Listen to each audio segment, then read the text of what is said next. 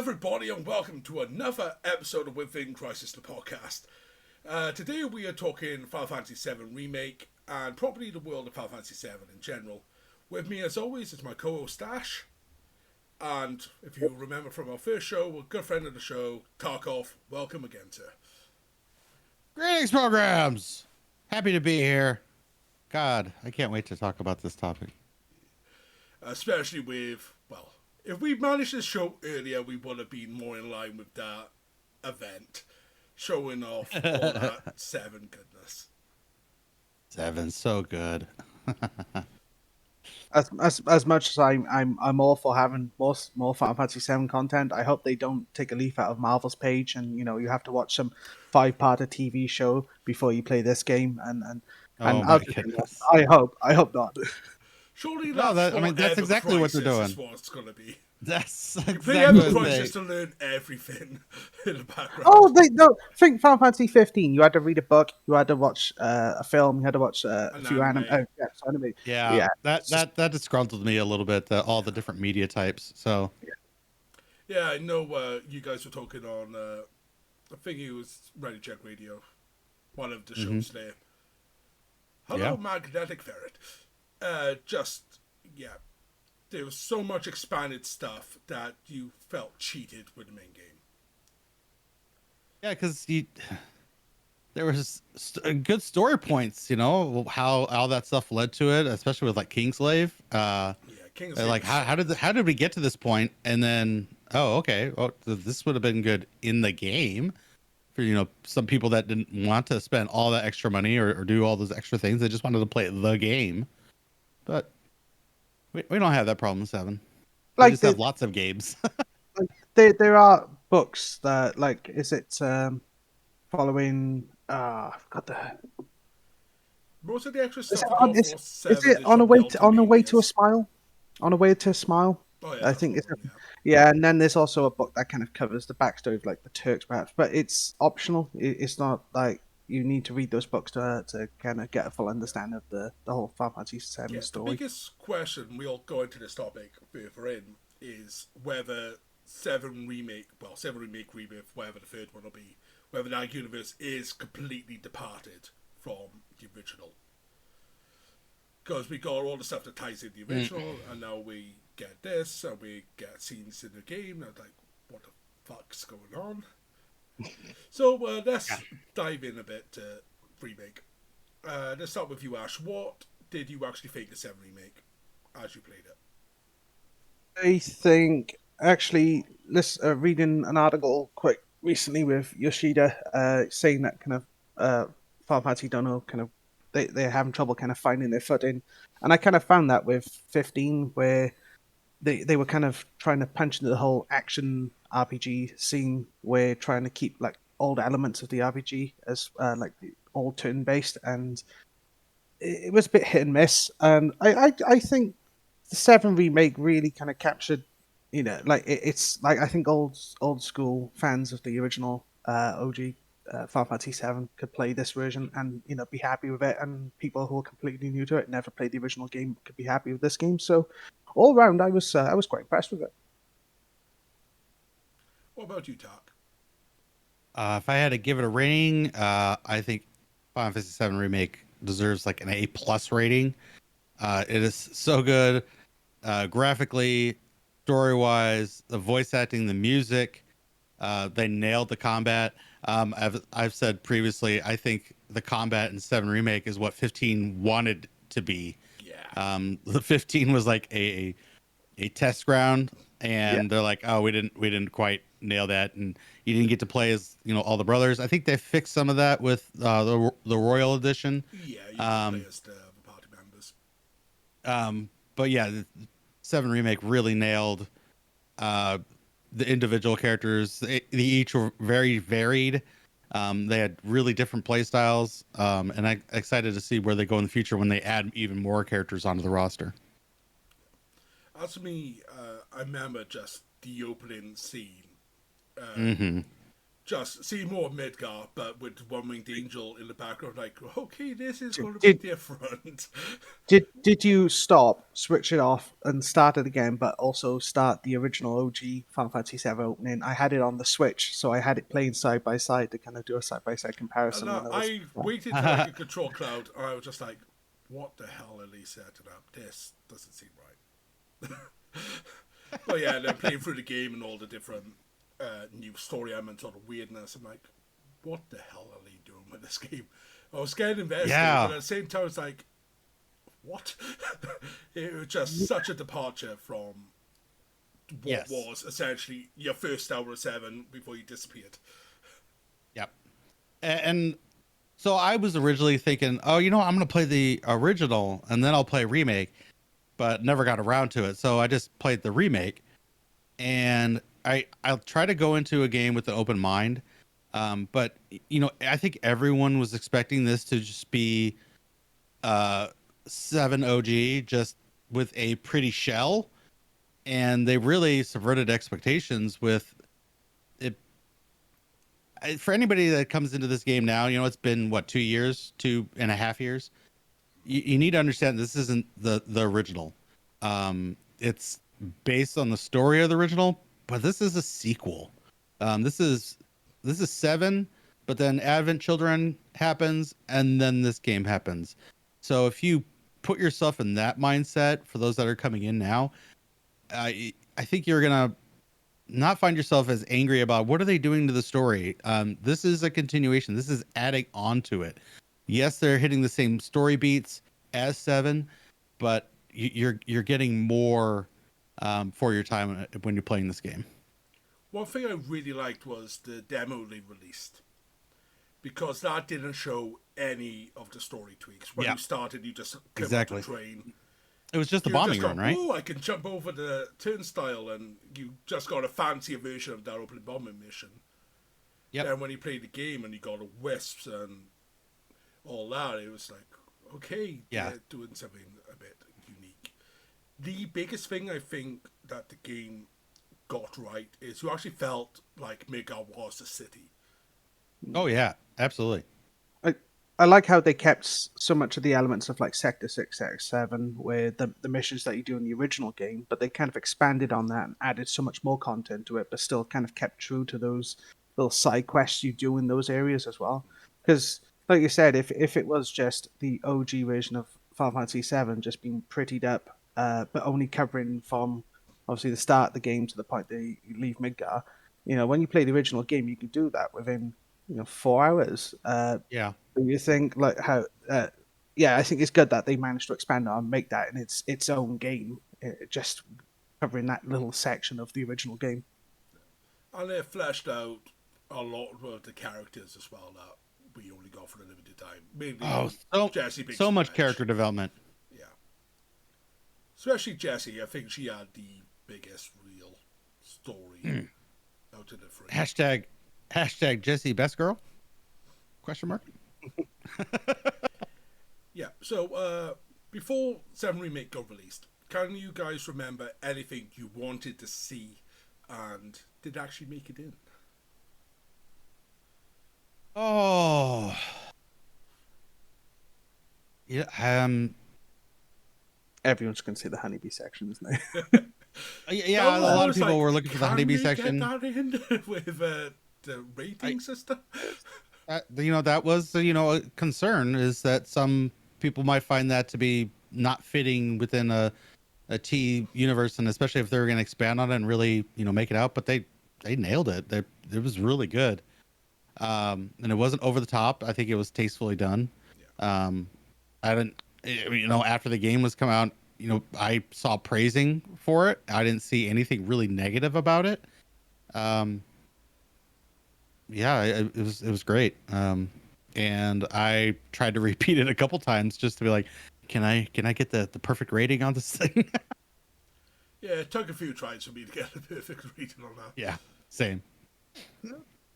Yeah, I'd probably say for me the one thing I was hoping to keep in the game was when you are on the bikes, and actually, if anything, not just did they add that, keep that in the game, they kind of added on it from the fact that you've got the the bike part with Jesse as well, isn't it? So Yep. so it's kind of exceeded expectations there. He did a really good job with motorcycle scenes.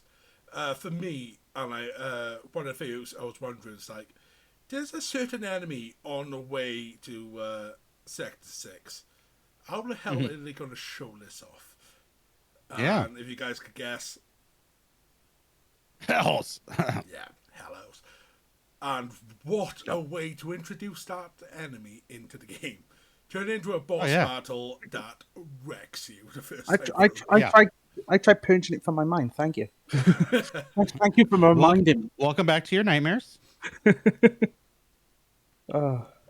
As I was saying, before we started, like, F that boss, and on hard mode, double Fs to that boss.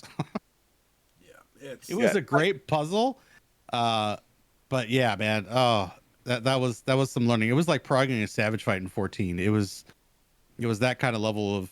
I'm kind of glad you said you had because you're playing through us on hard as well on Tark, and it's the soldiers with the shields because. God, I just had to constantly kind of just constantly dodge it. You get a bit of a rhythm going, and then when they attack and they kind of like have that timing moment where you can hit them a few times and kind of just, but you have to keep bouncing around them. And I was just like, God forbid, I wish they could just go down already. Yeah, it introduces you to the other stance, the Punisher stance, the physical counter stance early, but it doesn't really. I think that was the time where, okay, if you use this here, you're gonna have a much easier time. That, and learning that elements really do play a big part in this game.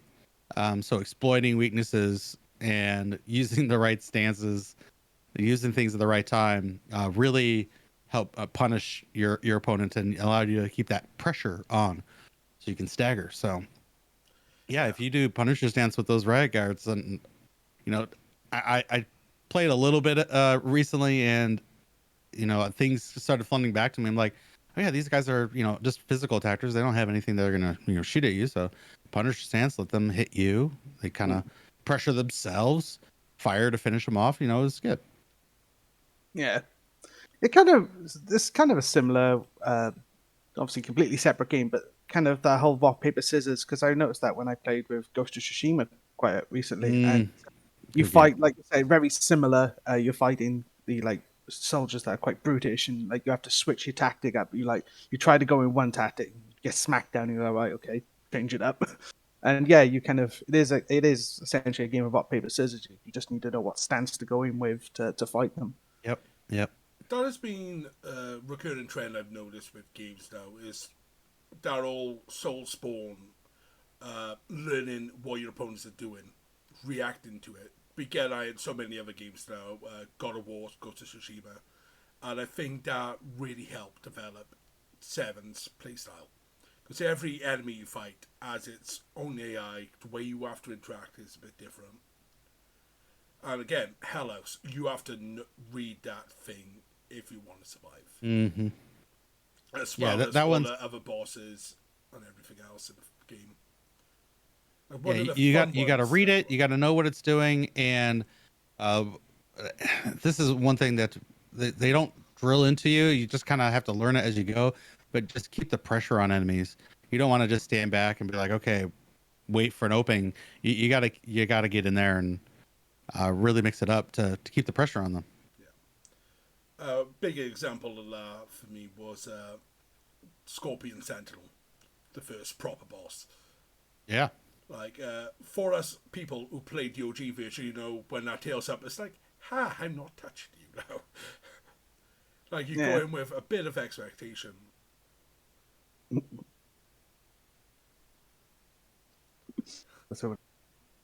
distracted there. But yeah, a lot of the enemies.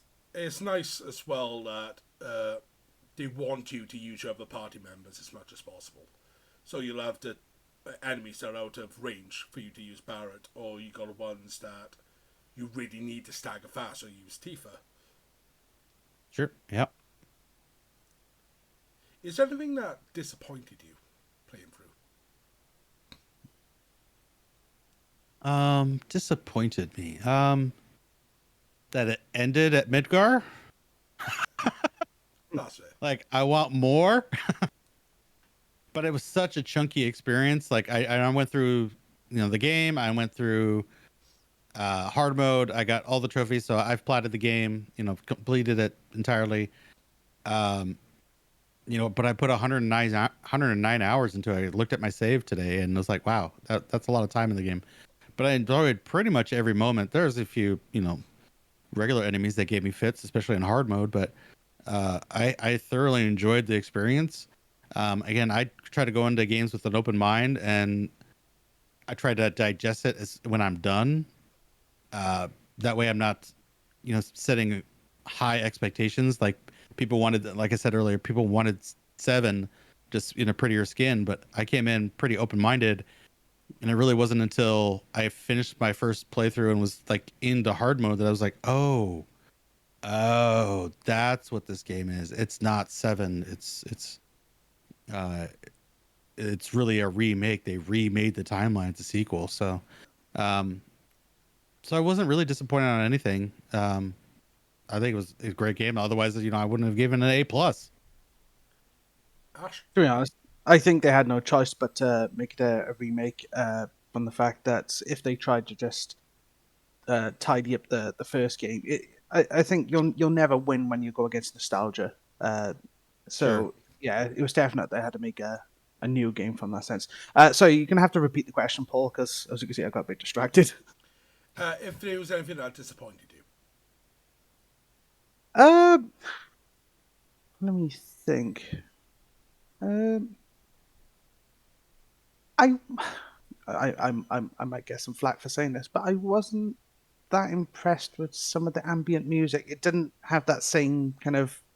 Maybe it's the nostalgia talking here from the original game, but like some of the music, I know they were kind of like remasters of the songs that were played throughout the original game, but I kind of prefer the originals compared to the soundtrack of this new one. That's There fair. are one or two That's fair. songs. Yeah, there's one or two songs that are fantastic, and actually, as we mentioned earlier, not in this chat, but like when we were talking earlier, the DLC and obviously the Lackey Beatdown song, because I was such a big fan of the is it Crazy Chocobo from Chocobo, yeah.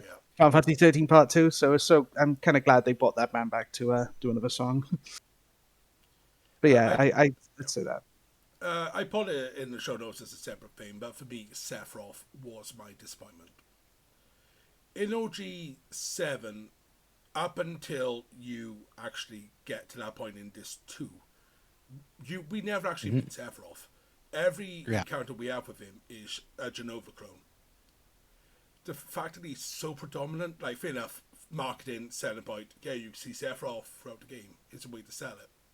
But he loses mystery. You lose the intrigue, especially with Shinra Tower after the president gets killed.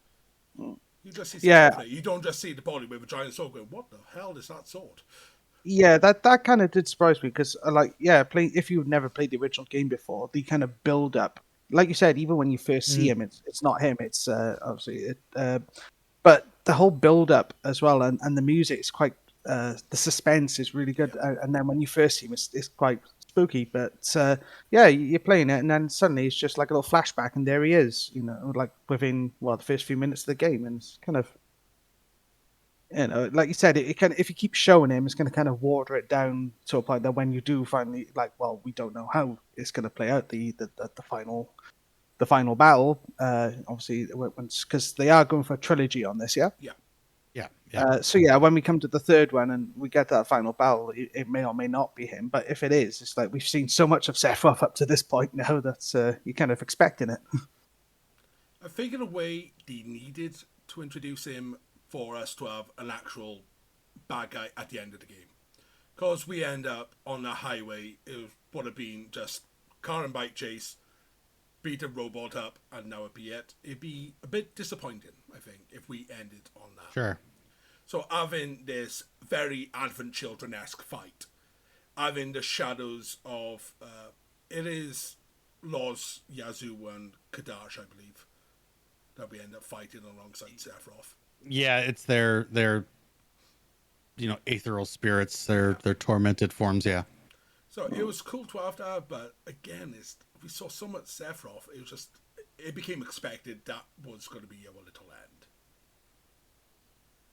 Yeah, and again, I'll just keep hammering this. Like, the expectation of people needs to be that this is a sequel. Yeah. And no one really got that until, well after it was released. That this isn't the remake. The remake is important to the title.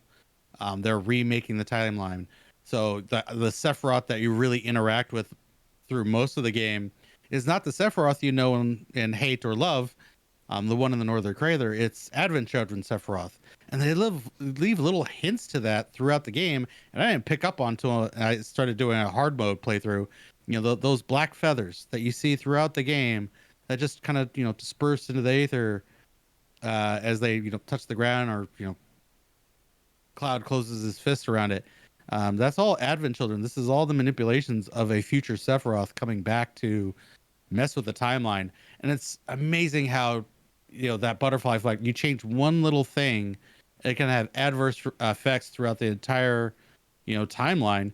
Him just stopping us and diverting us down that alley and showing us the fire and messing with our head, and that very chapter 2, just getting from sector 8 to sector 7, just threw everything off. And that's why we had the whispers and all that fun stuff. So yeah, I can understand it was too much, but when you really break down, you're like, it's a sequel. Yeah, that was my train of thought until the DLC hit.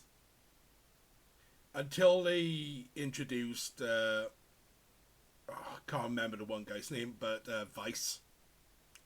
Was it Nero? Weiss.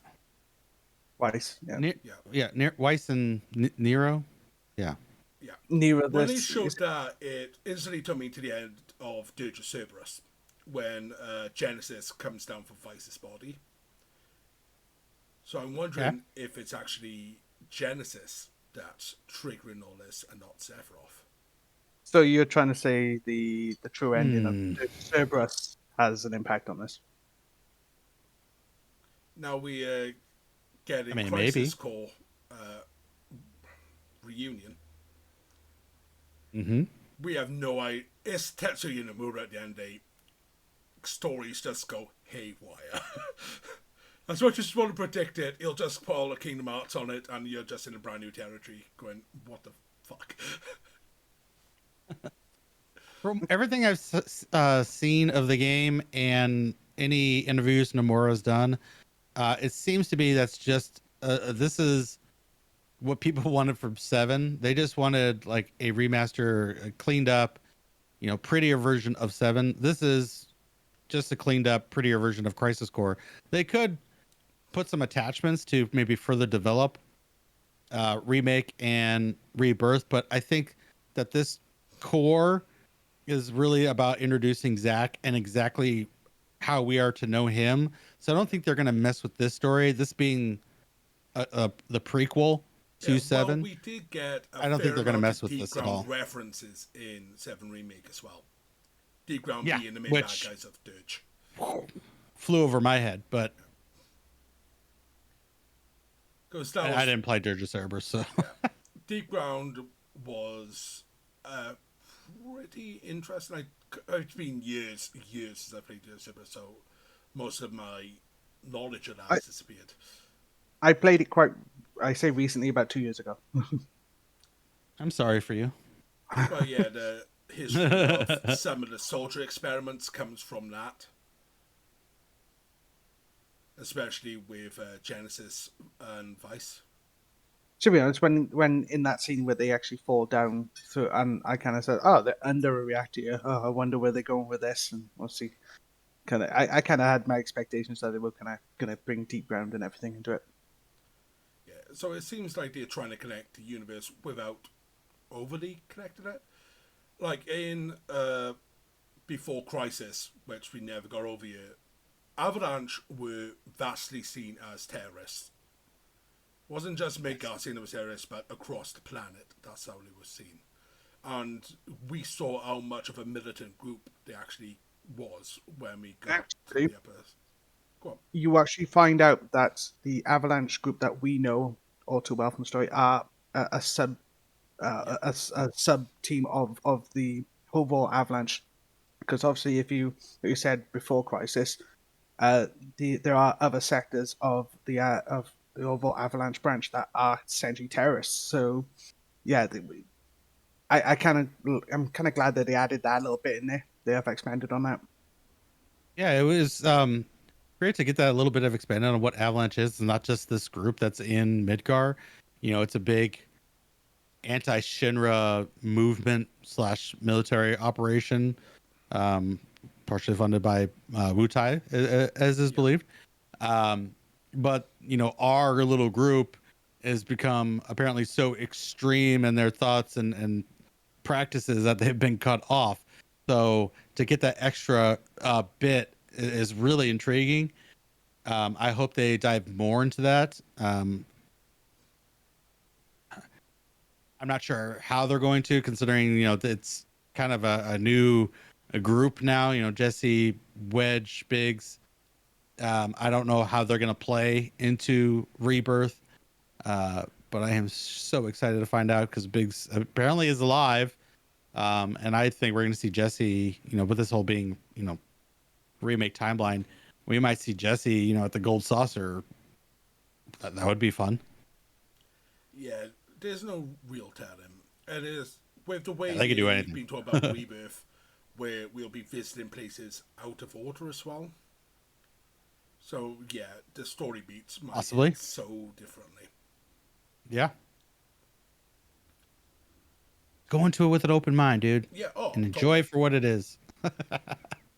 Yeah, it's good that they kind of remain to the timeline somewhat in the first part of remake, but obviously where they kind of start to deviate, you can see they were kind of testing fate there, and that's where you had those elements, and then towards the end it just went widely different. So yeah, I can see what you mean. That's when Rebirth comes along.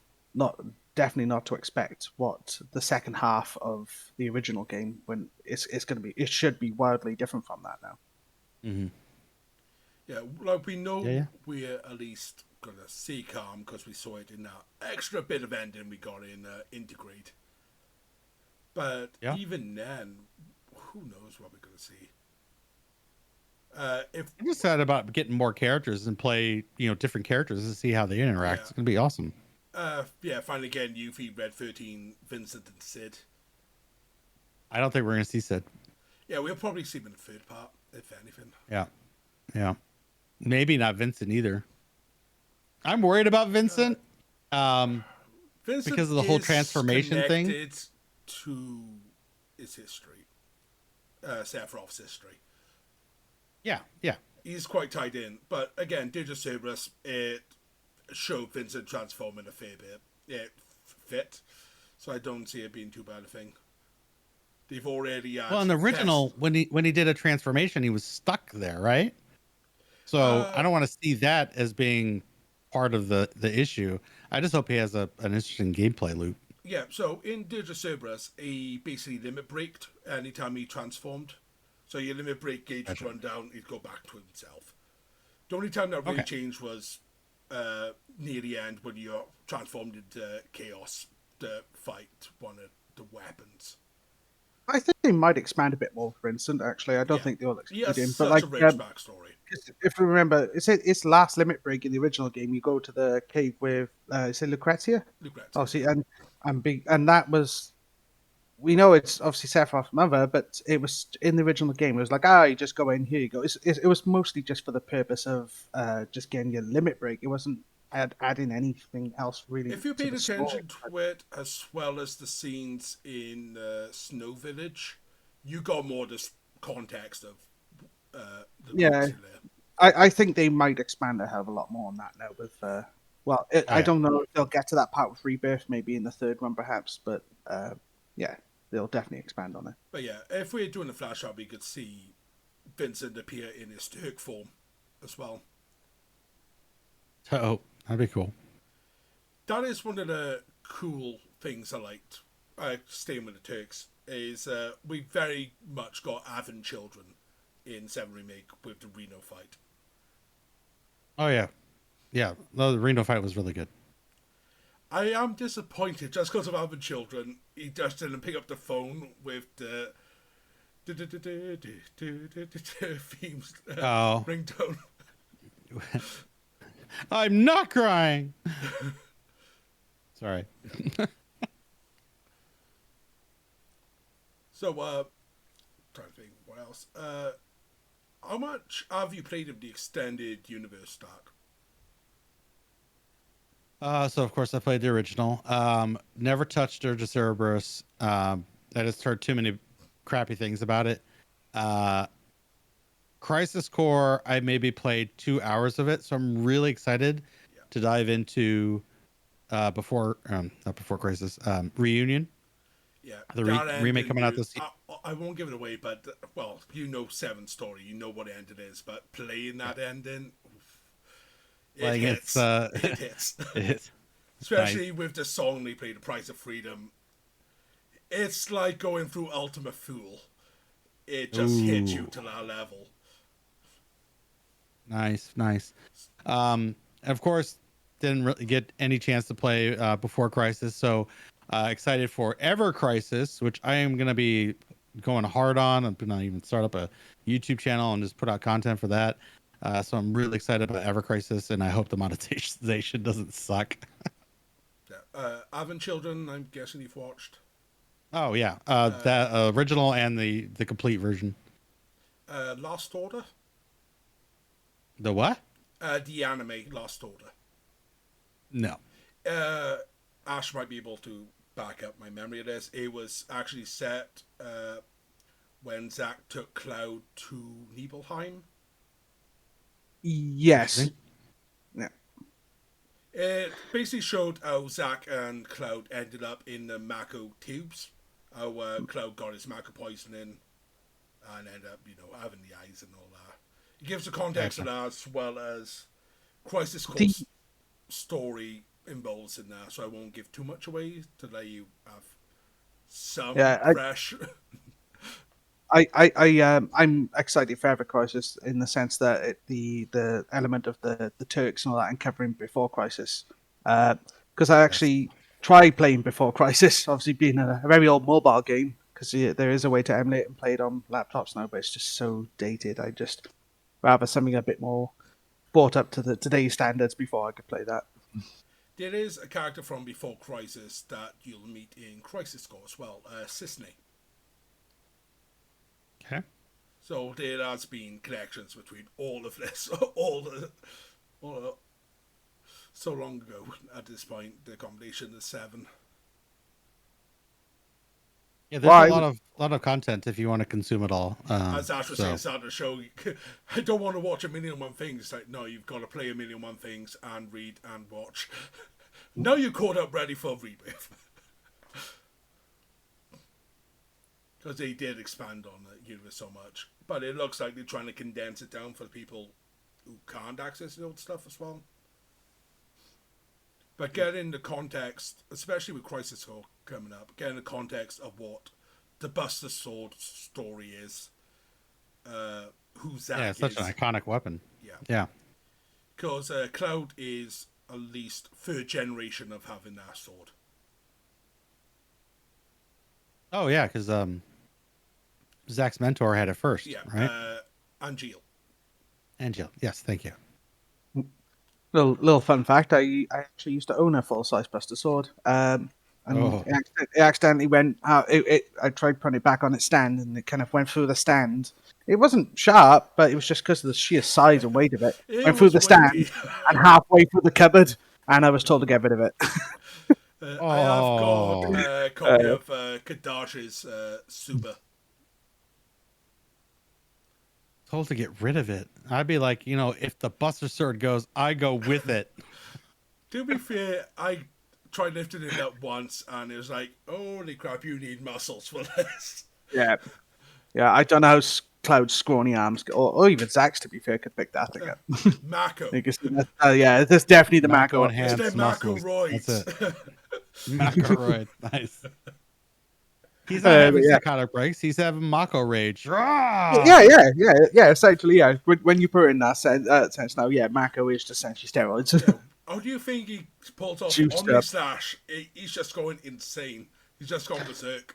So does that explain Sephiroth? He's just someone who's just suffering like the ultimate void rage, and he's just lost his mind. Part of that is also being infused with Genova cells. Yeah, It's his own body rejecting itself at the same time, so his psyche is just fucked. He has been. You can think of it as Mako is the heroine. Well, Sephiroth has the actual opium plant inside of him, so there you go. It's another good point with Crisis Core. We meet Sephiroth before that Evil I'm scene, where he is highly respected, and he is a mentor to Zack. He is very down to earth. Then he reads what his history is, and it just breaks him. Yep. Unfortunately, sometimes you shouldn't research too much. You'll just find ugly truths, and you just make your mind go, hee hee, bye bye. As soon as you get a mad scientist like Hojo, you fire him and make sure he can't do any research. That's all. That dude's crazy. I don't see. I can't see why no one else sees it. I'm going to get you pregnant, and I'm going to inject you with alien cells. That's what we're going to do. Yeah, that's a little much. I do hope there is a scene in Rebirth where Hojo is just relaxing on the beach. Yeah. I hope they keep that in. I'm taking time out for being a bad guy. Just leave me alone. I just want to be able to go up to him and punch him. Yeah, do you feel we're going to end up getting trippy ass Hojo who uploads his consciousness into the computer in Shinra? I don't know. That sounds right up their alley with everything that happens here. It's still just Cerberus. Like when we kill him in 7 OG up on the platform, that's when he uploads his consciousness. Like, there's a part of it we get in Advent Children, but it's not explored. It's why Vincent's in Midgar. Oh, okay. But it just makes it look like, oh, we saw him in the Ancient City, now he's back in Midgar so we can fight Bahamut Sin. All right. Hey, whatever brings the group back together. Yeah. Would you like to see any of the Advent Children costumes being brought in to Rebirth? Yeah. As long as they're not paid DLC. I mean, I guess they would be paid DLC. Just buy them off. It's not really needed. It's just, it would be something that would be cool to have. I think Cloud's get up in an Advent Children is pretty sweet. Tifa is basically just an evolution of her normal gear. Aerith, her dead form. Yes, let's get that. Zombie Aerith from Advent Children. Yeah. Well, she walk around with an impaled Masamune for you. Yeah, she just says, that gaping hole. It's fine. Yeah, there's one it's all fine here. We haven't brought up yet. I just realised. Kachi, or Kate Sif, or whatever you want to call it. He's gone full. How the hell are they going to implement that? Are we going to have are we going to have the cat ride around on his giant mechanical Moogle?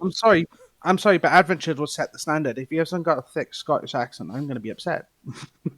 Oh yeah, well, Reeves needs his disguise. I think it's cool that they already introduced the cat. To know that it's out there. They don't.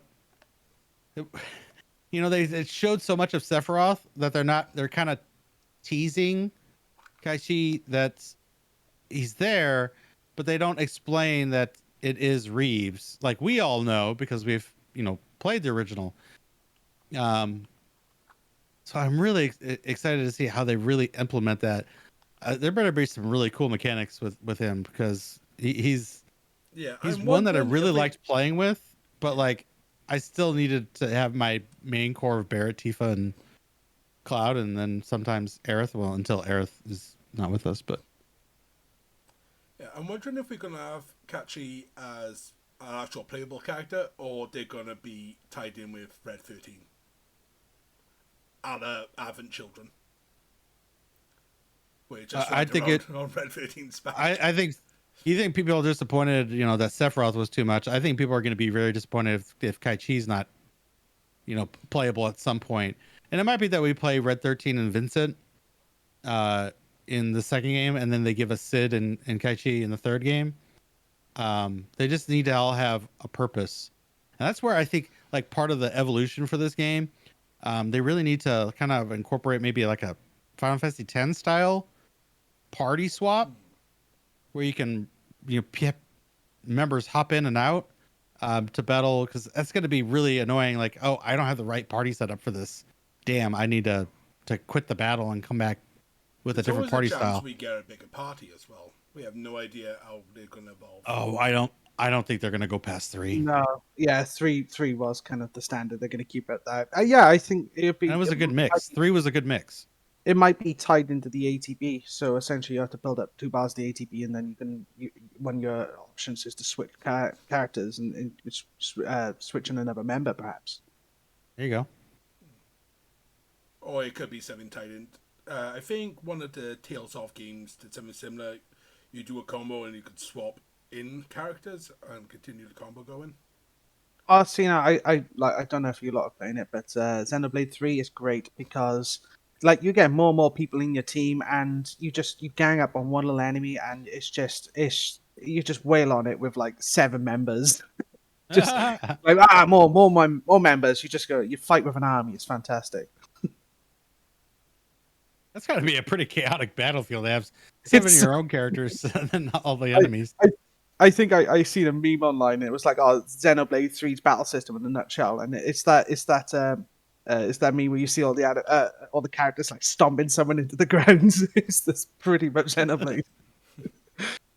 Even the boss battles, if you only have to be like 2-3 levels higher, and you're just all 7 of you are just wailing on him. Well, it's nice. 7 if you got an additional member in, but 6 is kind of standard party size. Awesome. No, I think. Well, what's that? I don't think they're going past 3. Is the answer to the question? The largest party size a Final Fantasy game's ever had. Obviously 5? Not including Final Fantasy 4 had 5. Yeah. And that's what, 5 characters? Yep, 5 characters. The final group: Edge, Kane, Cecil, and Rose and Rydia. Oh yeah. If we're excluding the MMOs, anyway, because then we could actually go up to 72. That I did say excluding 40. Well, and 11. Anyways.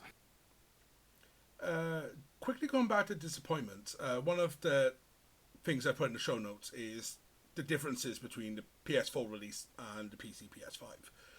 The thing that disappointed me was the textures. The door. Oh yeah, the door was fine. I was finding that hilarious. That door just going super low texture. But I don't know that car with how pixelated it was.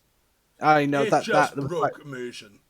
Yeah, it felt like you were playing OG 37 at one point when you're looking at the background, just thinking, you're just waiting for it to pop in. Maybe the PS4 is just running a bit slow, perhaps. Yeah, but nope.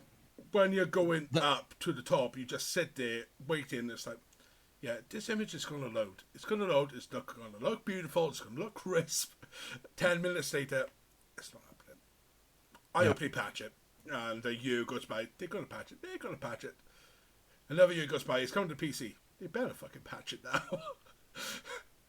But luckily, from what I've seen on PC, and you guys should be able to back me up with PS5 copies, they have fixed a lot of graphic stuff. Didn't they say it becomes such a running joke with that door and the texture that when they released when they said they were releasing the PC version, and obviously with the upgraded features, and they were kind of saying, oh, there's this DLC, and then they went, oh look, and they actually added it as one of the improvements. They actually had a picture of the door where it really was and what it looks like now. Like, look, we fixed it finally. We know how to render doors again. Yay! And skyboxes and floor boxes. Yay! Yeah. I think one of the disappointments for me, and we talked about this before the show, it's got to be the loading screens on top of loading screens. And it's not. I'm okay with loading screens. I'm okay with loading screens. Like, you know, you're coming into a chapter, you're loading the game, whatever. But, you know, moving from one area to the other, and you're squeezing by, and it takes like 10 seconds to squeeze by. That's a loading screen. That's bringing in the assets, so that the system can process this new area. You know, I hope with them moving to PS5 and eventually PC, that they can do away with that, because like that was just so annoying. It happened way too often in the game, and I really don't want to see any of that squeezing shenanigans in Rebirth. Well, we will get to experience what the loading times are like for a Final Fantasy game built natively on PS5 when 16, because I believe 16 will be out before Rebirth, isn't it? Yeah. I mean, I kind of know what it is like on Final Fantasy 14, you know, being an MMO, going from PS4 to PS5. It was like 15 to 20 seconds down to like 4. Yeah. It's amazing how fast that this thing is. For 14 going from my PS4 to solid state on the PC. Like whenever I travel, I take the PS4 if I'm playing 14. I'm just like, oh god, this takes forever to load. I think in around the same time, I not just did I eventually get it from a PS4, I eventually got a PS5. Around the same time, I had a standard broadband connection, and Paul can vouch for me here. But the area of Wales I live in, it was awful. It was awful speeds. But then eventually they rolled out fiber connection. So around the same time I bought a PS5, we had fiber connection installed, so we had the fastest package possible. So not just did we have the kind of the boost of the PS5, but the boost of the overall internet connection. Yeah, well. It made fiber's so much sweet. sense. So it's like going. It was like going from I don't know, from like a 1 liter to a Lamborghini. That doesn't sound like a standard connection. No, that's super duper. You pay for that stuff, man. That's some good stuff. Yeah, for many a year, my internet was on average faster than Ash's. Now I'm stuck at 30 meg, and Ash's at half a gig. I'm like, yeah, 500. I used to get 4 meg. 4 meg. Oh god. May as well go back to that. And this was only a year and a half ago, so this is not 2005. We're talking about painful. Internet structure still needs to go a long way for us to be connected throughout the world, but I was super stoked. You know, when I first started playing this game, I was really starting to stream, and I realized, oh, I need a better connection, because like this is. So luckily we had fiber, so I was able to kind of upgrade it. And when I moved to where I am now, like options were very limited. Apparently I moved into a suboptimal, like rural, even though I'm in the like middle of a big city, like it was kind of rural internet. I was like, what the hell is going on? So like even the internet companies were playing games with me. They're like, hey, this is, you know, high speed internet. I'm like, doesn't seem. It's like 100 meg download, 10 to 10 meg upload. That's and yeah, that lasted all of like 2 weeks before I found another internet company. It's like, yeah, we can give you a cable. I'm like, okay. They're like 1 gig download, 50 meg upload. It's like, sweet. Okay, that's so much better. But yeah, back to the topic. I love Final Fantasy VII Remake. Yeah, let's move on to the loading music. screens. No loading screens. Oh, yes. yeah, we was on loading screens. The worst one that has to go is that weapon upgrade screen. Oh, yeah. Even the sound effect got on my nerves going into it. And on PS5, I have seen that load time not improved at all. Yeah, that reminded me though, when you go into the upgrade screen on Final Fantasy 13, it had a very similar opening, and it just you can't skip it. It's a pain in the backside. I think it was better in 13 than it was in freaking 7 Remake. Yeah, you'd probably get through it a lot faster in 13 system. They made some choices, let's say, with Remake. Yeah. But that's I believe. I mean, I like the system, but yeah, that's the rumor. I don't think they've confirmed it, but I mean, why not take advantage of it when it's there? And So yeah, I guess the issue is, the question is, well, how long have you had it in your hands? Because when Unreal announces it, and Epic Games announces it, it's got to be in developers' hands probably earlier than that. So as long as they had it early in the process, we don't want a 15 issue where you're switching engines and changing things up every 2 years. So well, with 15, it also went through the arrogance of we're the best, we can build it in house still. Oh God, they need to stop making engines. I swear to God. Well, I think Forspoken is going to be the nail in the coffin when it comes to that. Yeah, I think it's probably the last hurrah for the Luminous engine. If the game cannot perform, yeah, it'll be gone. We talked about this, that from the fact that they're not even like actively trying to advertise the game, like they've kind of bring it on themselves. Just to, like, don't talk about advertising for Forspoken, because there was a tweet ad 30-second spot on Twitter, and it was not good. Yeah, it was just not good. And it wasn't. There's like the elements of what was being shown, the music that you could hear, and then the voice actor and her lines.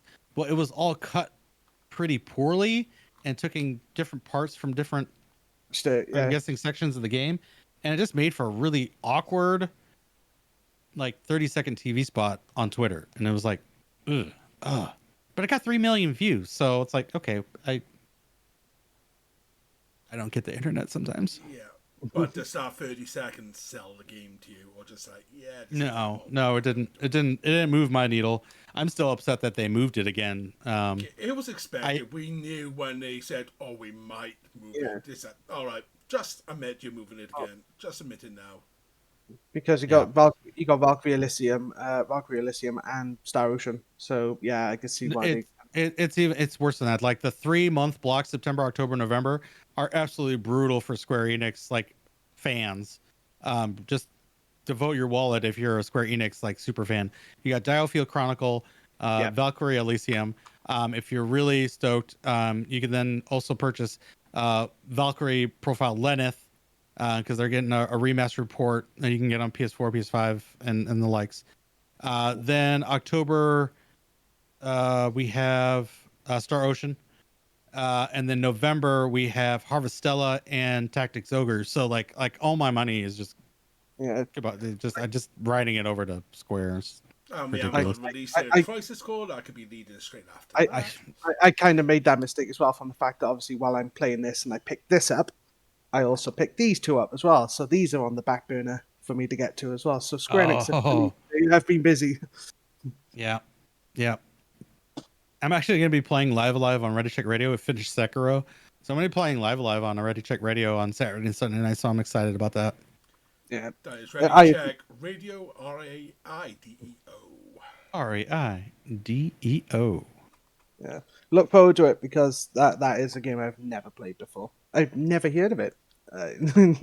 Yeah, so, it was a Japanese Eastern game for the longest time, and the fact that they even were bringing it out to the West was like, oh, great.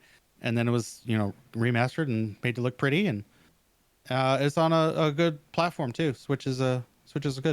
Yeah, Mr. Byrne that we had on our first show, I know he was bigging it up a lot over on the Reddit grind. Yeah, I think he played the crap out of that game. Of course, he doesn't stream the games he plays mostly, so. Yeah, unless it's Rocket League. That's the only thing I notice him streaming. Yeah. He needs those diamonds. He's a Rocket League fanatic. There's where he gets his PvP fun, is Rocket League. Good old PvP. As a tangent, anyways, how did you enjoy the Corneo section of Remake? Obviously, we've talked about Hell House, but just that whole section of him having a Coliseum. All of Wall Market was just excellently done, so well and expanded. The Johnny part on the second run through, I think it was the second run through. Depends, that was in the first. That was in the first, right? You went. Yeah, the whole Johnny segment got a little bit on my nerves. That guy he was annoying, but I guess him being voiced now adds to a layer of annoyance of this guy. I think we see more of him throughout the story, right? Yeah, yeah. Like, does he follow us around? God, it We better get not make him him a playable through character. 4 or 5 chapters across the game, I think. You guys just annoying. Yeah, it doesn't help that yeah. I hear a character called Johnny that's annoying. I just go to Metal Gear and think of Johnny, who is always in the toilet all the time in every Metal Gear game. I have yet to beat a Metal Gear Solid game. I know, I'm sad. I own them all, but I haven't beaten any of them. I advise going through Snake Eater. If he's you just annoying, want, but do Snake Eater. Johnny is annoying, but he adds the comedy value from the fact that he's just so head over heels for Tifa, and it's like he's not going to get anywhere with that. So, but yeah, I think they're going to keep dragging him along just for the comedy value. Tifa only has eyes for Marlene. I mean Cloud. No, I was right the first time. Marlene. Well, we saw some of the love triangle in Remake. Ooh, yeah, a little bit.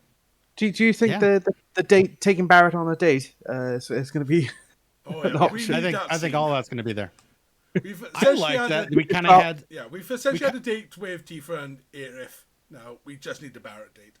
Yeah, if that is built into the game, I'm so doing it. I mean, technically, we got some of that with with Remake. Depending on some of the choices you made, you could have, a vision outside Aerith's house with, or not a vision, but a moment with either Tifa, Aerith as a vision, or you could be talking to Barrett and kind of have some more character development with that. And it's all about the choices you made throughout the game on who you like and don't like and how you interact with them. So that was pretty cool. So they can absolutely do that with Gold Saucer and Rebirth. Yeah, Gold Saucer is in Rebirth. Yeah, the one scene I think they won't add is there's a Yuffie date option. Don't know if you guys have ever seen that one. No, and yeah, they probably shouldn't add that. The issue is the scene in question. She kisses Cloud, he doesn't react, and then she punches him in the face. I don't think they'll get away with that with modern sensibilities. Well, isn't she also like 16? Yeah, and so. Yeah, I'm leaving that. Yeah. I think that's the perfect way to go about it, Cloud. Good job. Don't react. Just be like, and then take the shot. No, I do not want to end up in cold prison for you. No. Nope. No. Not worth it. I'd rather get there being blamed for murder. Exactly. Yeah. So, is there any scenes you're hoping they'll come in the future now? Well, Gold Saucer, the whole thing with Barrett and how he gets his arm, that would be awesome. Yeah. All the events of Coral. Yeah. Yeah, all the events of Coral. Nibelheim. I think that the stuff they've shown of Rebirth, I think that's the initial flashback when you're in Calm. And I think that's going to be the tutorial for us. Because Nomura has said, I don't necessarily agree with it, but that's, this is the way they're doing the game. Is that you don't have to play Remake to play Rebirth. They're going to be separate games. I hope they put in an explanation of how we go from super powerful to just nubs and no materia. I'm guessing Yuffie has something to do with that. Stealing all our materia. But well, if we're starting off in the flashback, it'll make sense that we haven't got anything. So there's still maybe a chance for safe data progression. I think it's just going to be a tutorial for those that didn't play Remake. They just want to jump into Rebirth. I wonder if we'll get explain how things are going through sort of scenes. Like like the scene where Cloud stabs Sephiroth. I wonder if we'll have to bleed through and we see the iterations of it being Zack or it being Tifa. No, I don't think we're gonna have anything like that. I mean, they might expand on some stuff. I think they're gonna leave the crazy stuff to actual, things that are happening. Where the flashback, I think they're gonna kind of leave that alone for what it is. The main reason I'm thinking it might happen is we do get those moments in 7 Remake where Cloud has those mental wipes that he does have in the original. But they obviously got more expanded, so we were seeing Nibelheim on fire so much earlier. We were seeing all these extra scenes. So it's not out of the realm of possibility. No, it's not out of the realm of possibility. I just don't see why you would mess with that initial flashback because he's looking at the past. That's kind of a fixed point in the game is that whole flashback. Talk about talk about Nibelheim. I really hope they go down a little bit, like try to add a little bit of a horror genre when we go to the manor and when we get inside the manor. Yeah, like if they did some kind of Resident Evil camera angle as well in it, they could make that seem quite creepy. Yeah, and they had some pretty grotesque bosses and enemies. Yeah. Well, the ghost, the train graveyard, kind of went a little bit into like kind of horror sense to it. So yeah, I think they'll do that quite well. Can we go back to the music though? Oh yeah, definitely. We kind of glossed over music. with the whole. We mentioned it. I mean, but yeah, music time. And then we, I love the music.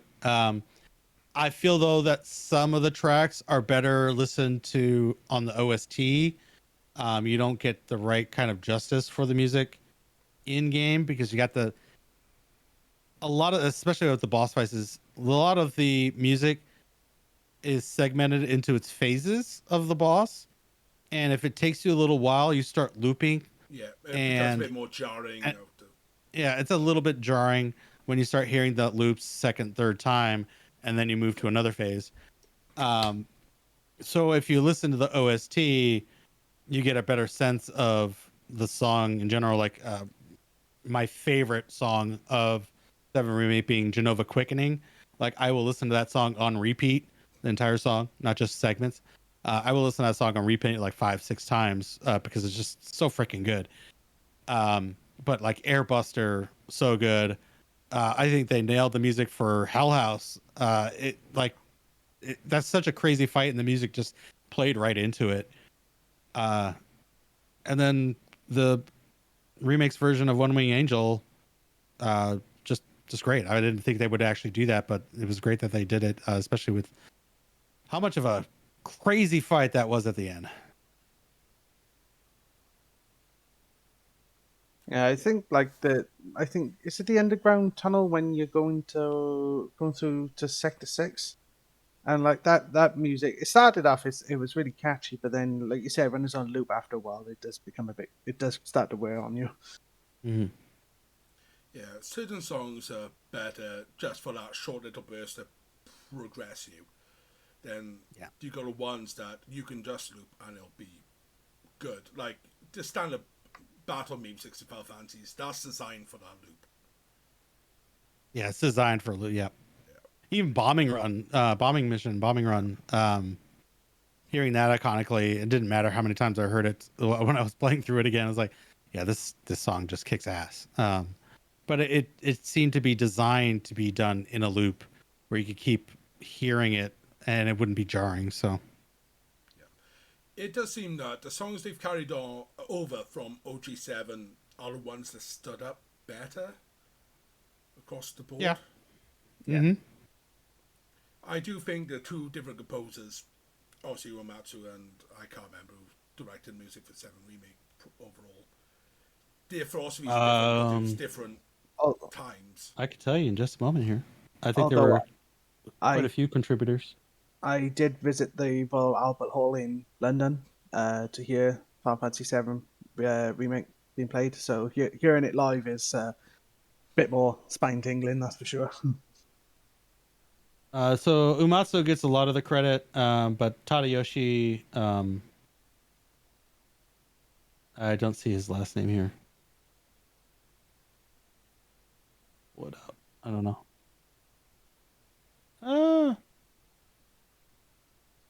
Tadayoshi Makino. Also Masashi Hamazu. I'm sorry if I butchered those names. My apologies. But yeah, Uematsu's got the credit on a lot of these. So I think he did come back to oversee some of it. Yeah. But yeah, the sensibilities of the flow of the game is different between the two games, obviously, but as well as the compositions. Mm-hmm. Because back in the day, the memory was so limited for what they needed. the tracks had to be able to loop so they could save memory. Yep. So yeah, all the new songs, it's like, right, we get the atmosphere. Then if you're in that a zone too long, you're like, you could have probably found a way to loop this a bit better. But I agree. I have to give props to Hollow, the theme song that was made for Remake. That song is beautifully made. Yep. It's actually the top of my Final Fantasy VII Remake favorites. Hollow's so good. I think that was the song I was most jealous of Ash listening to when he went to see the orchestra. Oh God, I want to go to one of those.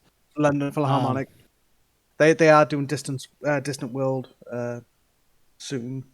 I would love to go and see. I think. I remember coming to Idaho. It's like that's like Podunk, USA. I think we just had a glitch on the Twitch side, but this is being locally recorded, so we'll be all good. Yeah, we're good. Catch it on YouTube, folks. Good times.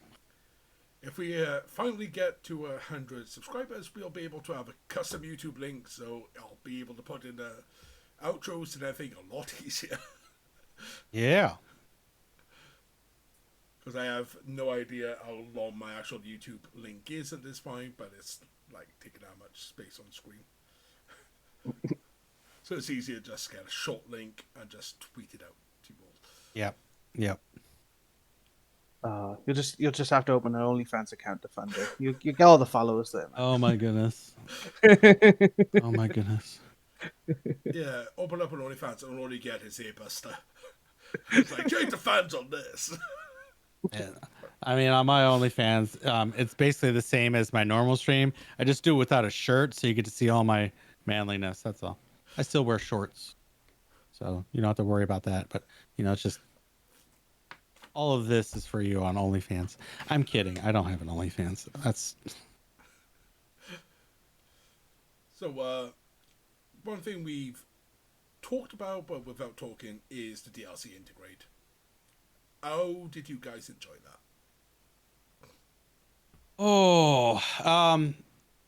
I enjoyed it, but not so much that I wanted to push myself to get hard mode done and get the trophies done. That makes sense. Yeah. Like I like that it was 2 chapters. I liked it was a short bit. I like where they're going with air combat.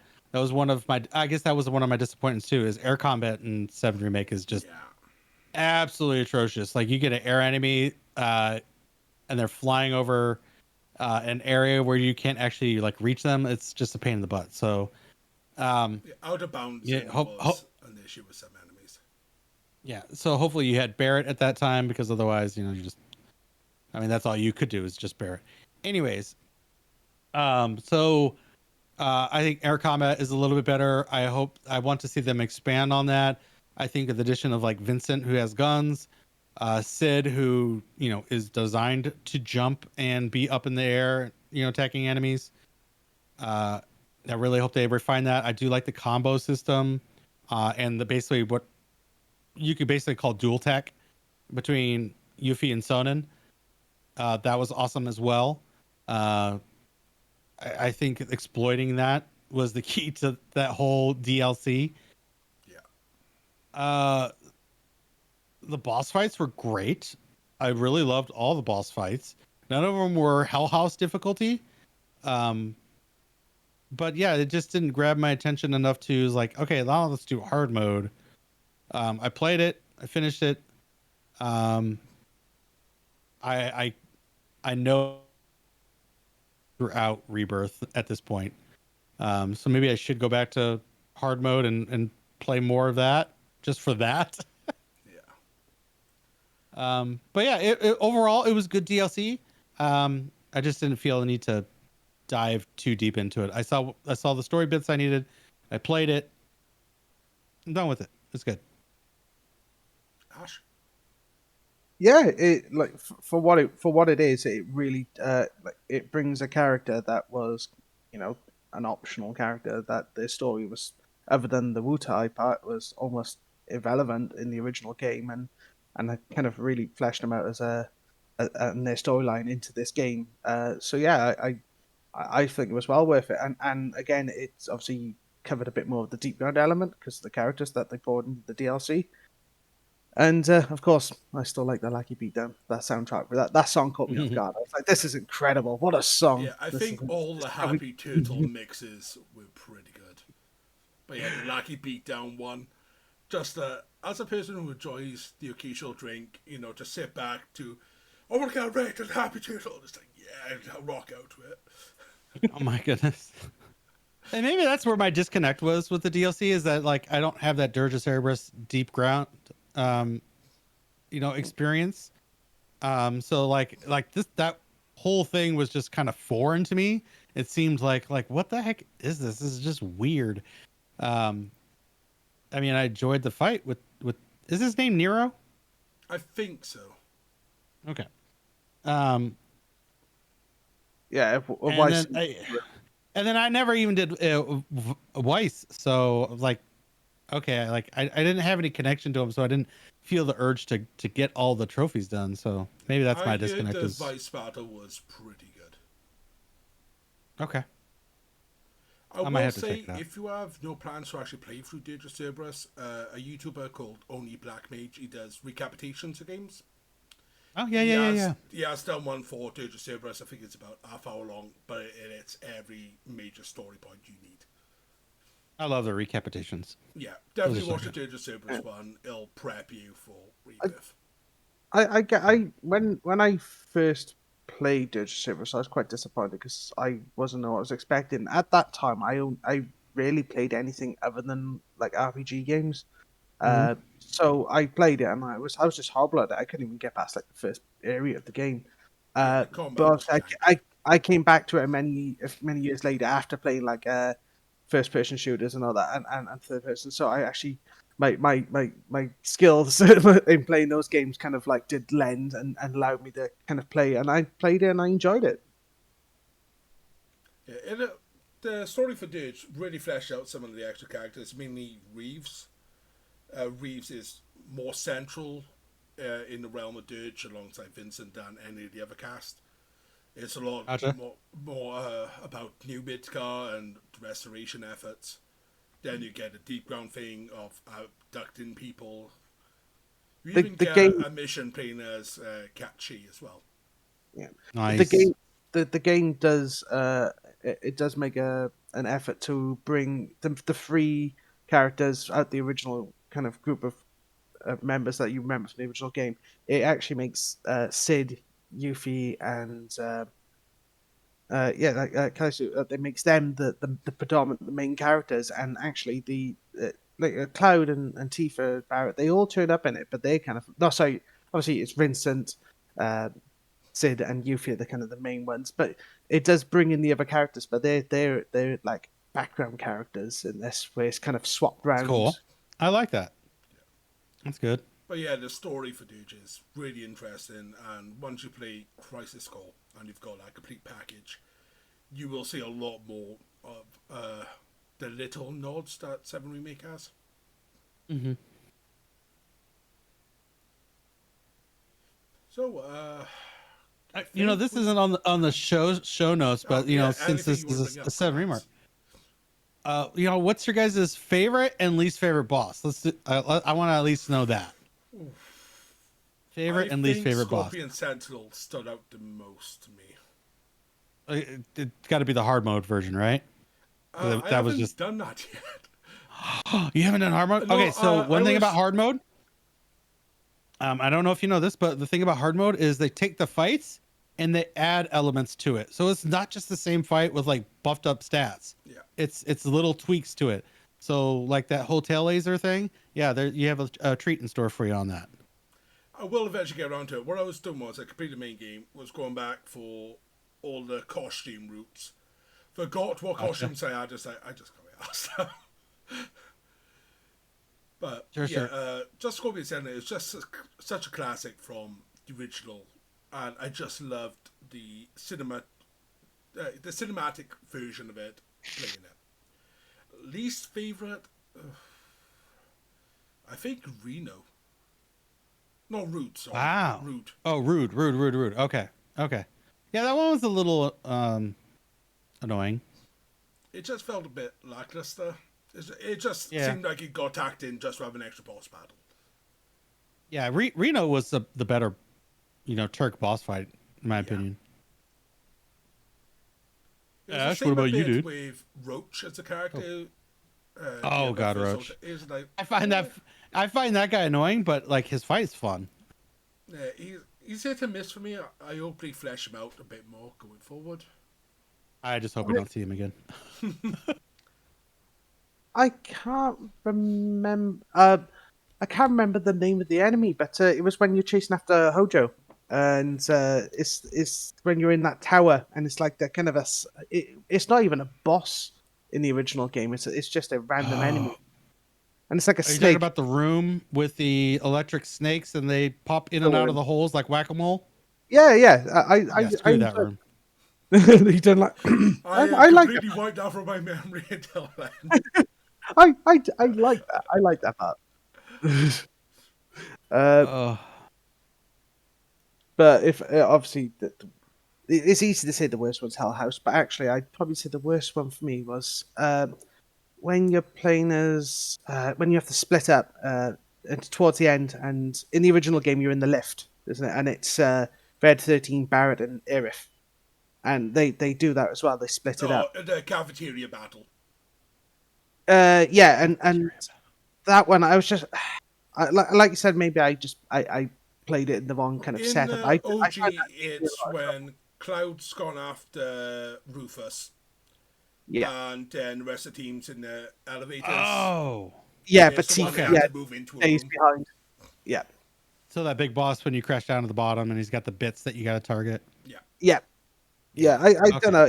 He just caused me more trouble. Like I said, maybe I just it was. I got to that scene. I was pulling all night to play the game because I was just so into it, and I think that was an early in the morning, so I think I should have kind of gone to sleep and come back with a fresh head, and probably wouldn't have found. Many a game that's true for. I think the part with that fight that I found disappointing is that you still didn't get to control Red 13 at all. Like he's there and he's helping, but you're basically just controlling Aerith and Barrett at that point. Yeah, it's like fair enough. They didn't want us to control him because it's so near the end of the game. It's like it'd be a bit tacked on, but you could also tell with the way he's programmed that he wasn't ready to flesh him out as a controllable character. Yep. I guess that just leaves me, right? What was that? With Red 13, even when he was a battle, wasn't paying too much attention to him. Yeah. He didn't really have much of a spotlight. He was just kind of there. I liked the interaction between him and Barrett. I thought it was very, very cute the way he just like hit him with his tail. I hope they do more of that in the second game. One enemy that surprised me a lot that they did again turn into a boss was that mechanical fish. Oh yeah. When you're dealing with Hojo's reactor. That entire sequence was so well done. It was well done, especially with them split up. I actually kind of wrecked that boss really hard on both normal and hard mode. But yeah, it was kind of terrifying, like him, especially in the second half when he's spinning around that pillar, and you're like, "Oh my god, dodge! Please dodge!" One thing we haven't talked about yet is Trolley and summons. Trolley, I still don't know what I think of him as an introduction, just for us to be able to get some summon materia. Yeah, the whole process, well, interesting. Like they had to put summons in the game. Like at this point in the game in the original, we didn't have summons, but to have a Final Fantasy VII or Final Fantasy game and not have any summons would not have sold well. Like people were like, "There's no summons." Like, well, there wasn't any until I think you got to Juno. Did you get your first summon? So first one I can remember is at the Chocobo Farm, Minimog. Okay, well, I mean proper summon. Chocobos. Proper summon, like Ifrit. I think you got Ifrit. Ifrit, yeah. In Juno. So to not have any summons would have been something, and they're such iconic. They're their own characters. They're such iconic characters in the Final Fantasy franchise. The boss fights themselves did them justice, but the way they implemented the summons, I felt was pretty lackluster. Like, I think I used them in an entire playthrough maybe 4 or 5 times. This is they just were not. I think 15 did a better job for the summons. Yeah. I thought you were going to say they made it quite colossal size, isn't it? And the summons are their own cutscene. They come in, did damage. It's what you expect. And I think Final Fantasy 16 has certainly fixed that from what we see. Icon battles, baby. Fight. 16, as we saw it for, it rejuvenates summons a bit for me. Yeah. Like 14 does an amazing job of us really caring about summons because we're god slayers, we're fighting them. We don't get to summon them outside of essences. So yeah, 7 Remake where they just prance around the arena. It reminded me of 12. Yeah, a little bit, Similar to 12, but even with 12, I never bothered summoning. It's just I'm losing 2 of my party members just for this. Why? Yeah. The best summoning though. Best summoning in Final Fantasy. Gotta be 10, right? Like that was Yuna's like whole big mechanic thing. Like I gotta Bahamut. Oh, smash. No. Overdrive into Anima to unleash Oblivion. Yes, I know, but I got a statue of 10's Bahamut behind me. Like, Bahamut was probably my second there. Summon. He's right there. Love you, Bahamut. You're my boy. Bahamut was second. Anima's Overdrive, just like, holy crap. Yeah. Anima's made me so disappointed that it was a freaking dungeon boss in 14. Yeah. But that's another side tangent. Yeah. So you guys gave your, favorite and least favorite. Yeah. So let me give mine real quick. Genova fight was just, it was so climactic. Like each phase built on the one previous to it. Like you started with just tentacles, and then you got tentacles and floor goo, and then you got tentacles, floor goo, and this. All the while still trying to deal with Genova in the middle and the music. This is where you have a music track where the looping in a particular phase doesn't do the whole entire song justice. Genova Quickening is such a good song. I recommend if you're trying to do like an appreciation and doing like side by side comparisons, Genova in the original is good. But if you're going to do a side by side comparison, listen to the OST version of Genova Quickening. It blows me away. It's so good. My least favorite though, Hell House. And not because it's a shit fight. It's because that I spent hours on that boss. It's like a Savage fight in 14. It's something you really got to progress through and learn the ins and outs of. And the fact that there's 3 phases, like I think I spent 3 or 4 hours total just on one boss. And that's something I'm not accustomed to in a Final Fantasy game, especially a solo one. I expect it in like a Dark Souls. Like, yeah, I'll spend 3 or 4 hours trying to learn this boss and, his ins and outs. So it kind of felt like a Dark Souls-ish boss. Really punished you if you weren't, keeping the pressure on and reading him right. And then hard mode just freaking like blew the doors off of it. I think I spent another 3 or 4 hours on the hard mode version. Like the fight is just and it's in the middle of the game. Like, how are we gonna put a boss like that in the middle of the game? That's just like spike in difficulty. It's like here, and then it goes back down where it's like, okay, we're gonna treat you better now. So it's a dislike for the amount of hours spent. Still quality. It's still quality in this game. Like all the bosses are quality, but it's just so many hours dumped into just that one boss. Yeah, that fight. Yeah. There's only a few fights. It's because it's been a while since I've last played it. It's only a few fights that really stand in my memory. Hell House is one that, even from the get go, just stuck in my brain. Yeah, it does. It does. Because it was such a just a weird enemy in the original game, and for it to come out as a big boss at the end of a championship arena fight, Coliseum thing going on, and then just like throw all the rules that you've learned out. Like you've got to learn a whole new set to fight this boss. It was crazy. Yeah, it's silly. So, any topics you can think of, Ash, that we haven't covered?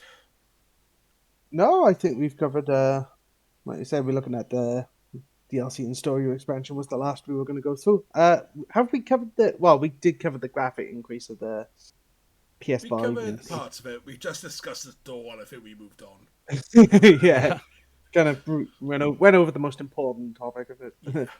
Yeah. But with me completing the game on PS4, like I didn't really go back to it on PS5 with the free upgrade, but I am now. It looks a lot prettier. Yeah. Like everything's sharper, I guess is the good word for it. And I can't wait to get to see where the skybox in Chapter 3 and see how that looks. I hope it's better.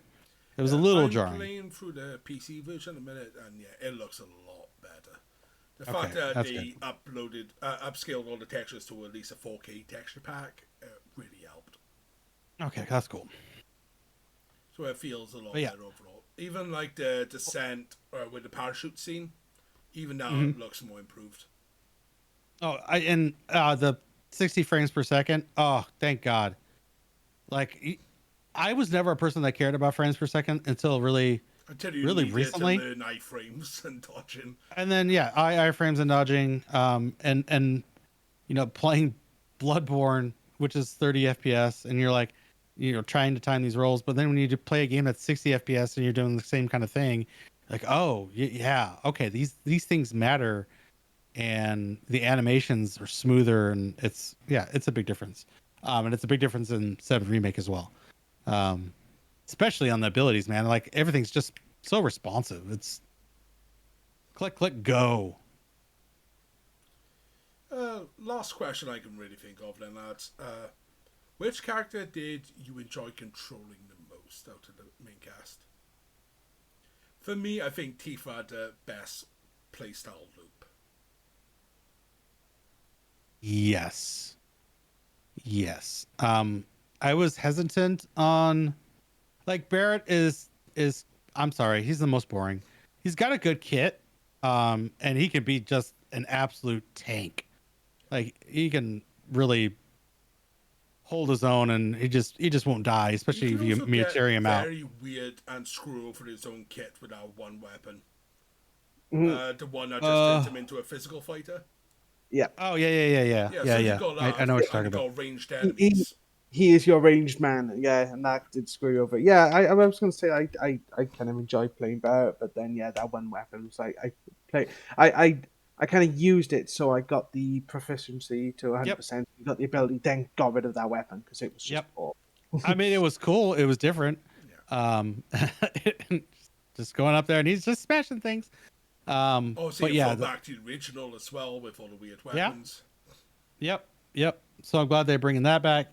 But yeah, he was such a big beefy tank. Like he could take anything. It was awesome. Kind of actually reminded me of 13 and like, your entire team doing like a defensive stance set. So he was great. But you're right. I really enjoyed Tifa's playstyle. She was the most consistent of about getting enemies into pressure and then really exploiting that to get them staggered. And then she just, and I can't wait to play her on the PS5 with the 60 frames per second. Her animations should be a lot smoother. Um, Cloud is also good. Aerith is kind of like a Barrett, but a caster. So it's not much involved. But when she starts doing, standing in her circles and magic buffs and double casting, she can do some legit damage. Absolutely. Yeah. And might as well bring in Yuffie as well as a comparison character. Even though the combat was unique because of the Sinon synergy. But yeah, the dual really text, get a ninja vibe from her playstyle. Absolutely. It was very fast, very quick. Yeah. I wasn't expecting that kind of twitchiness, especially with the air combos. I kind of had to replay that opening section a couple times to really get it. It wasn't clicking on me. I'm like, what am I doing? I feel like I'm missing something. And then it finally clicked at like the third or fourth time I retried it. But that's where I hope the air combo and air combat kind of goes is, you're rewarded, risk reward kind of a feature, as well as, Vincent and Barrett shooting things out of the sky better. Yeah. It was nice to see, even with that year or whatever it was, gap between remake and integrate, just the improvements to character controlling. Because it did go from 50 FPS up to 60 with controlling Yuffie. So it was a lot more fluid, a bit more reactive. Yep. And as you could tell, the environments as well got a bit more expansive with what he was trying to show off. Yep. Good times. All right, if you gents can't think of anything else, then we got to wrap on the show. All right. Thanks for having me. Yeah, Tark. Thank you for choosing the topic for this show. Yeah, I was like, I'll talk about 7 Remake. I'm like, hey, yeah, let's do that show. Sweet. Yeah, choose a game. I'll bring you on anytime. Have we got an official release window for Ever Crisis yet? No. Ever Crisis yet. So it's Cyber Agent is like the ones that are releasing it, so it's like their game under Square Enix, and they said it should be out the end of their fiscal year, which is the end of September. But there's supposed to be a beta, which, if they're going to have any sort of meaningful beta, which means that it should be coming out by the end of August for the beta, if it's going to release in September. So hopefully real soon. Which is 14 days to the end of this month now. Yeah. So if we're gonna have a catch up on this this chat, hopefully we would have played Ever Crisis by then. I think the next one that'll be good will be after Crisis Core Reunion comes out to get Tark's first impressions. Yeah. Oh yeah. Because then we can start diving back into some of the remake story as well. Yeah, we'd love to see how that all connects. And all those characters that I've just missed out on, like Genesis and Geo, see how they really affect things in Zack's journey. Because I really feel that this is going to be like, we're going to, if we're talking about theories, like, I think by the end of this whole trilogy, like, Cloud is dead and Zack takes his rightful place in the timeline. Yeah. I kind of see now, but yeah. I think when you asked me before, Paul, I kind of seen that being the thing happening as well. Yeah. So, just to speak about Crisis Core, there's a certain line that President Shinra says. It's the battle just before the battle against Airbuster, where he talks about macro degradation of cells. Yeah. That is a massive plot point for Crisis Core. Okay. So, the theory that Cloud's going to die, it's fairly possible because of the way he got his Mako into his system. Yeah. Quite. Just stuck in a vat for a couple of months. Yeah. It was no bueno. Mako drunk. My feeling on why Cloud's going to die is, I mean, that might be what lead to it. but I think it's all revolving around, Sephiroth, and the theory is that Sephiroth can only continue to live as long as Cloud is alive. Like they're intrinsically connected. So the only way to really shut off this loop is for Cloud to die. Yeah. So of course, that's where my thoughts go. Cloud did get mind control, didn't he, in the original? Yeah. To become one of the Black Cloaks. Almost killed Aerith. Yep. Almost killed Aerith himself. Yeah. That was one of the nice things that got introduced early into 7 Remake was the hooded. His neighbor. Who knows? Maybe Cloud actually kills her this time. It's possible. We'll see in about a year and a half. Yeah. Yeah, it is next winter still. Yeah. Yeah. Next winter. Not this winter. Next winter. Just getting my wordings. That came out of the event for that. It's like, no, Crisis Core this winter. 7 Rebirth next. Yeah. I was very confused when that announcement happened. Anyways. Right on then, lads. It's been a pleasure having you both. It's nice to get back doing the podcast. We haven't lined up another show just yet, but feelers are out. We'll see where it goes. So, anything in the works for you, Tark? I'm sorry, what was that? Anything in the works for you? What are you doing? What are you up to? Well, you can find me on Twitch, Twitter, YouTube, all at TarkothGaming, playing Final Fantasy XIV 4 days a week, Tuesday through Friday. We are currently working on Omni 90. I still have like 250 levels to go to get that, but having a lot of fun progressing through all the content with all the jobs because I'm a madman and I'm insane. Basically, that means, every job goes through every little piece of content. So in some form or function. So yes, I'm insane, but it's a lot of fun for me. And apparently people like seeing it too. So come on by if you want. I got my own podcast, Highlands Heroes, which airs Fridays at 2 o'clock Pacific, 5 o'clock Eastern. We talk about Final Fantasy 14 and all the ins and outs. I'm excited about this week because we're going to talk about the patch notes. Oh, patch notes. We got a new patch coming. What up? Happy dance. And then Mondays, I have what I'm now calling alternate adventure Mondays. Playing Final Fantasy 14 5 days a week for 40 hours a week was getting a little draining. I needed a little mental health break. So Mondays is where we play something different. We're playing Bloodborne and just having fun with it, not being too serious with it because I already beat it. So that's there. And then I'm also part of the Reddit Check Radio Network. Tark's got a lot of things going on, doesn't he? Yeah, busy bee. Part of the Relic Ride podcast, which is Thursdays, 4 o'clock Pacific, 7 o'clock Eastern. Final Fantasy 14 Square Enix podcast. So yeah, I'll be talking a lot more Square. I must like Square Enix and Final Fantasy, I guess. Is that coming across? Yeah, it's not like you got a lawprint hanging off your headphones or anything. I don't know what you're talking about. I don't get the collector's edition for every single Final Fantasy 14 expansion. No. And then finally, I stream Saturday and Sunday nights. That is 9 o'clock Pacific till 1 a.m. Pacific. So we just got done with Sekiro there. We're going to be playing Live Alive starting this weekend. So that'll be fun. And that's it. I know that was a lot. Sorry. Yeah, I have a lot going on. And you set yourself well. As for me and Ash, we will catch you on the next episode of Within Crisis. Keep an eye out on our Twitter page. We will update you when we know what show we're doing.